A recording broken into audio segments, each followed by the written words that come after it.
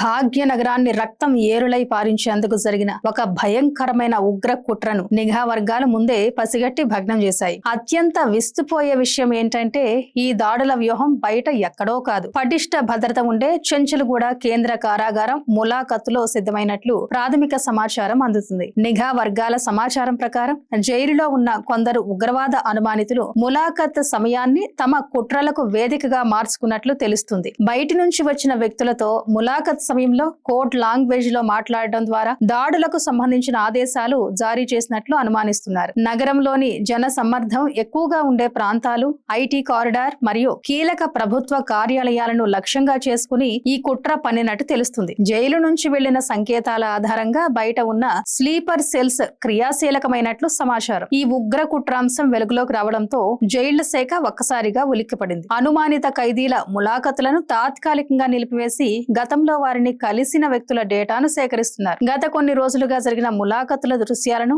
అక్కడ రికార్డ్ అయిన ఆడియోలను నిశితంగా పరిశీలిస్తున్నారు. జైలు లోపల సెల్ ఫోన్లు లేదా ఇతర కమ్యూనికేషన్ పరికరాలు వాడుతున్నారా అనే కోణంలో సోదాలు ముమ్మరం చేశారు. హైదరాబాద్ పోలీసులు మరియు కౌంటర్ ఇంటెలిజెన్స్ బృందాలు ఇప్పటికే నగర వ్యాప్తంగా తనిఖీలను ముమ్మరం చేశాయి. లాడ్జిలు, అనుమానిత నివాసాలపై దాడులు జరుగుతున్నాయి. జైలు అధికారులు మరియు నిఘా వర్గాల సమన్వయంతో దర్యాప్తును వేగవంతం చేశాయి. ఉగ్ర కుట్ర కోణం బయటపడడంతో పబ్లిక్ ప్రదేశాల్లో భద్రతను కట్టుదిట్టం చేశారు. అనుమానిత వ్యక్తులు లేదా వస్తువులు కనిపిస్తే వెంటనే డయల్ 100కి సమాచారం ఇవ్వాలని పోలీసులు కోరుతున్నారు.